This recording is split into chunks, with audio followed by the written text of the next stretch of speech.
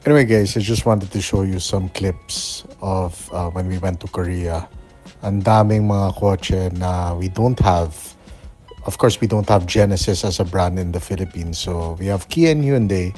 Pero marami pa rin models na nakita nyo dito sa video na to na wala pa sa atin. And I wish we had these cars, diba? Like a lot of Genesis G, 80 G90 sedans, ang gaganda. GV70 and GV60 SUVs. Wala rin sa atin. In GV80, actually, SUVs. Wala rin sa atin. Tapos, of course, SsangYong. We had SsangYong before, guys. Then, nawala.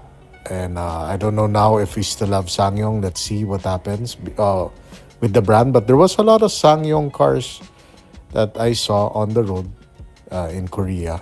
And guys, I think this is a SsangYong pickup, pero nice. Sana we had something like this. I think we did for a while, then SsangYong nawala. Of course, we have the Staria, but we don't have these other vehicles, of course, diba? Kia and Hyundai Philippines should sell more sedans, more cars, instead of puro SUV and vans. Like before, they used to have the Sonata, diba? Dati, sikat na sikat yung Sonata. I remember, I think I was in college. Ang daming Sonata with the panoramic sunroof. Even the Kia sedan. The ones I saw in Korea were the K5. But there's so many... I forgot the Kia sedan, guys. But if you know, just mention it in the comment section. We had the Kia sedan before. Not us, but I've seen it on the road before. I just forgot the name. But anyway, start with this video and we'll continue with the Ford Ranger.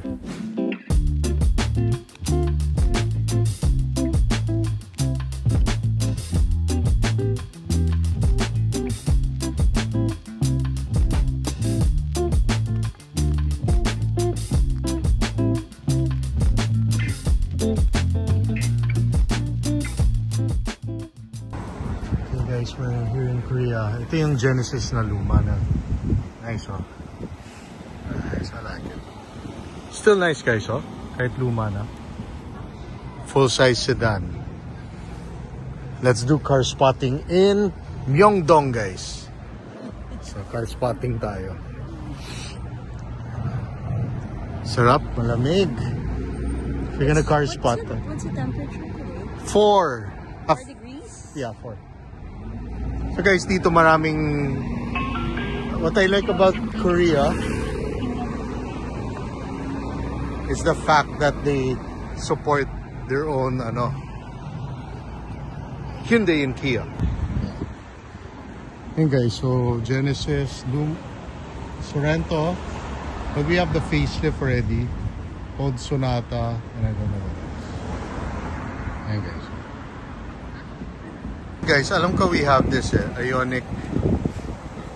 Correct me if I'm wrong, guys. Ioniq 6, I think, EV. Yep. Yeah, Ioniq 6 sedan. I think, Tapos, ito naman the new Santa Fe. Guys, K-car. Yung marami sa Japan ito. Also in Korea. Nice, cute. I wish they had this in the Philippines.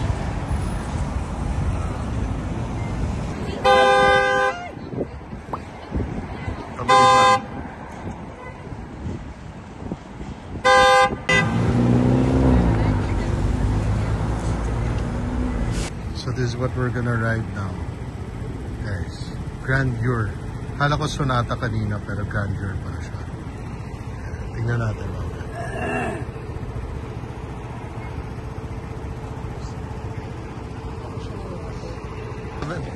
Yeah, that's the Grandeur, guys. So, let's go. Yeah. Wait, he'll go around. Kaway ka ng kaway. Grandeur. Sana we have that in Manila, no?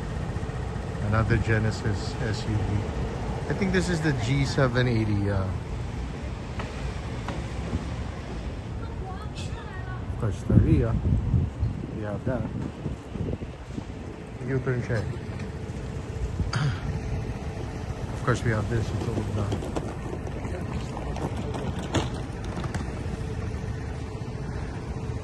Yeah, ganda nga even the Genesis sedan. I wish we have Genesis in Manila. Okay, grandeur time. Let's go.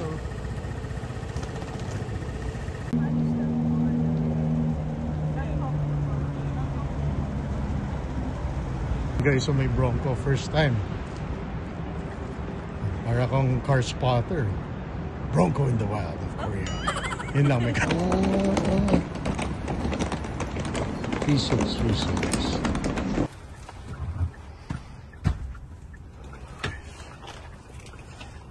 We're taking the Staria back to the airport. Nice, huh? You like it? Yeah.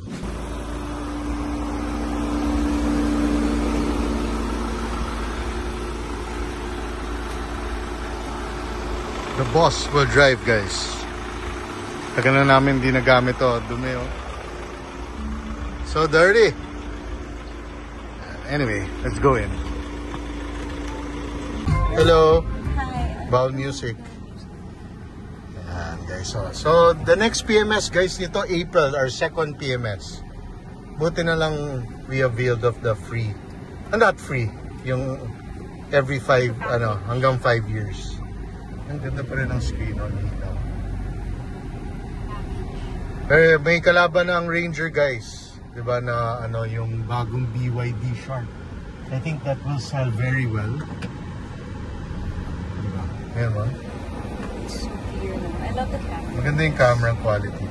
For me, guys, ang medyo masama na quality yung Honda. No, and Honda has bad quality because the Civic RS, diba? Ay, Hilux, yes. Yeah, oo, tama. The latest Hilux, guys, yung 360 cam ng Conquest wasn't good. Especially at night. It's actually terrible. Pixelated siya. Ito, malinaw. Anyway, this is not a comparison video. We're just updating you. There's only 6,400 pa lang ang mileage nito. This is 2 years na. No? Fast. Baba ng mileage, guys. So, pag nabenta namin to, swerte kayo. Which I think We will, yeah, soon. We'll let you know, guys. Pero of course, I'll sell it fair, but not super cheap kasi alam mo naman, we do take care of the car naman. And tignan mo naman yung milyahe niya. 6,000 pa lang. Diba? Mileage. Milyahe in Tagalog. Yan, so you got your visor, your, diba? Hipotec, your Shark, what's this? What do you call this again? Yung rubber mattings. What else did I add? Of course, the trifold. A lot of people are asking about the trifold, guys. I'll reply to you later kasi nakalimutan ko yung brand. the front one, the lights, Of course, I changed the busina to Bosch. and then here. Yeah, the Hipotec visor. What front did? Yung amber lights. Diba? Which still work after 2 years, which is good. Matibay-tibay siya, hindi siya mahal. What else? Yeah, that's about it, no? In terms of simple, lang, accessories, not even modifications, accessories lang. Yung amber lights, guys, don't forget na even if you put amber lights or even grill or change the, hindi naman mawawala warranty mo. Kasi a lot of people are asking me kung matatanggal ba yung warranty. Hindi. They're not strict naman, guys, in terms of that. Siguro sa mags and tires, magtanong kayo sa kasa na bibilin nyo kasi baka yan, diba, depending on the kasa, baka bawal. So, this is her car guide, by the way. Look at how she drives. Siga, bagay sa kanya kasi malaki. But yeah, do you like this pickup? I love it. Compared to your Fortuner before, babe? Oh yeah. Malayo, no? But she had the 2016 yata, no? Babe, Fortuner? 2016? 2016, but I purchased it 2017. 2017. But of course yan, guys,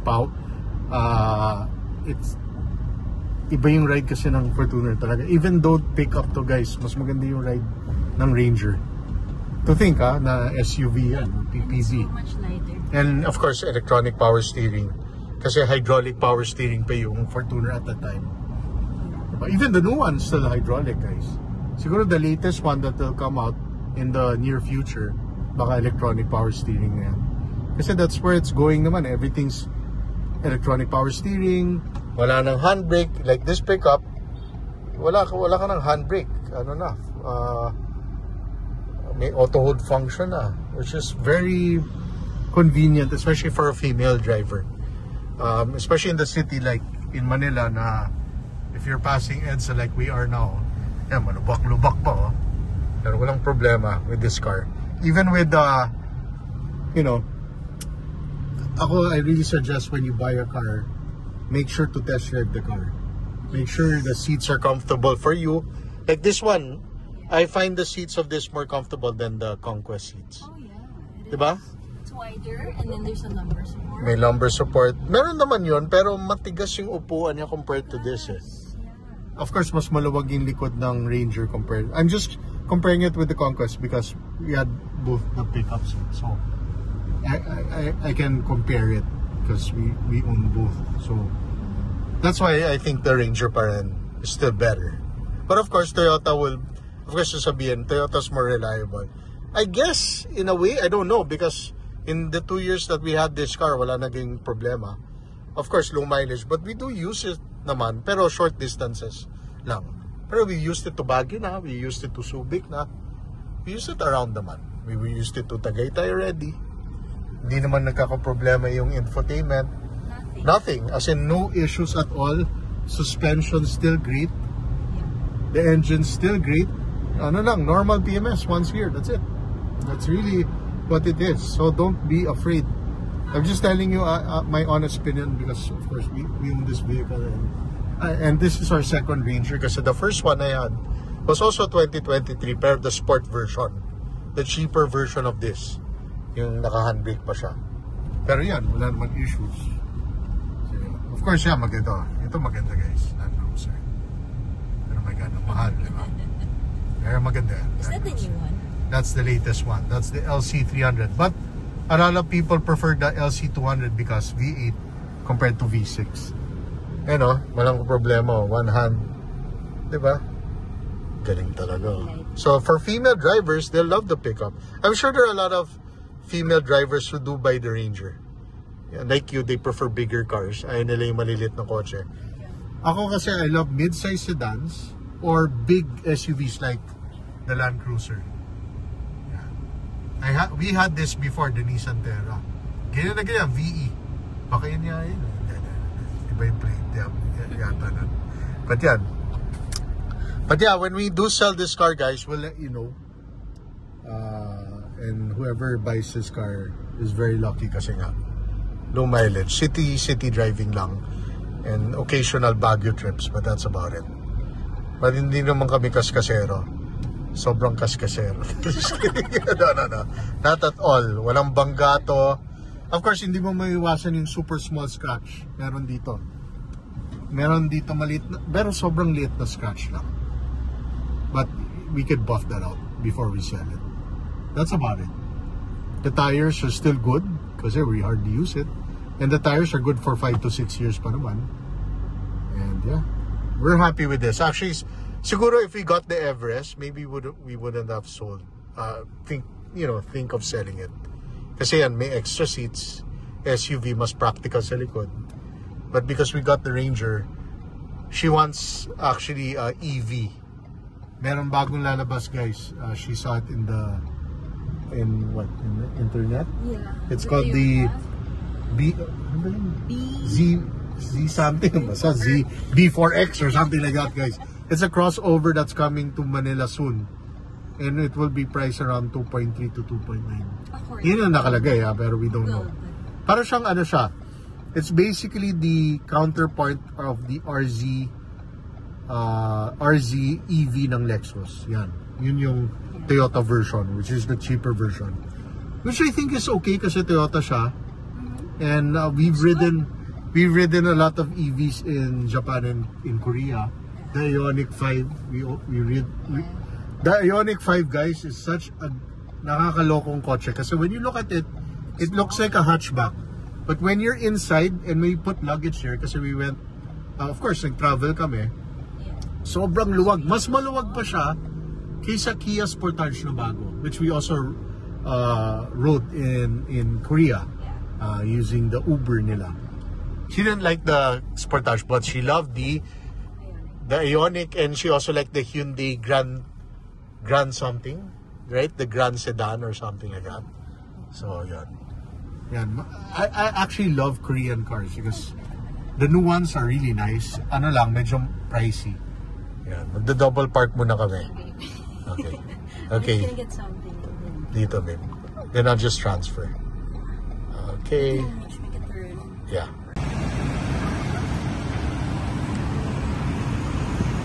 Okay, babe. I'll just go around. Okay. Okay, adjust muna tayo ng upuan. Baka paalisin tayo ng guard. Like I was saying, we love this Ranger. And yeah. Ikot muna tayo, guys. Baka mahuli tayo dito. Yan, guys. So like I was saying, okay, yan. This is, I think, the easiest pickup to drive just because of the chassis. You know, the chassis is matibay, suspension's comfortable, and it's electronic power steering. So those are the top three, I think, that I like about this pickup. And of course, it's roomier than the Hilux. I don't know with the new Strada, I think. Pero kasi halos pareho size kasi ng Strada, Hilux, Navara at the back in terms of space. Dito kasi maluwag-luwag eh. So you can really sit comfortably. And of course, walang tatalo sa screen ito. Only the BYD Shark, the new one. That's the only one who can beat this car in terms of tech. Yan talaga kompleto. The only thing that the Ranger has, I think, yung up its sleeve is the V6, the Raptor V6. Yan talaga. If you really want a naturally aspirated V6 sounding car, yeah, you can't beat it. Kasi yung Shark is, I think, a 1.5 liter with the electric motor, diba? But that has a lot of power. That's 400 plus horsepower. So if ever you have a BYD Shark, guys, let me know how it is. I would also want to see how it performs, how it is, diba? As an owner, if bumili kayo, I suggest telling people, do a vlog about it. Diba? Kasi, para people know. Kasi some people are hesitant to buy, of course, you know, BYD siguro because they're not familiar with the brand. But I know a lot of people who are buying BYD now and are interested in buying BYD plug-in hybrids or EV. Kasi affordable, guys, eh. I don't blame people for buying it kasi it's kind of hard to beat in terms of price, diba? In terms of tech. Network, of course, Ayala is the one that sells BYD cars. So, diba? So anyway, ikot-ikot lang tayo.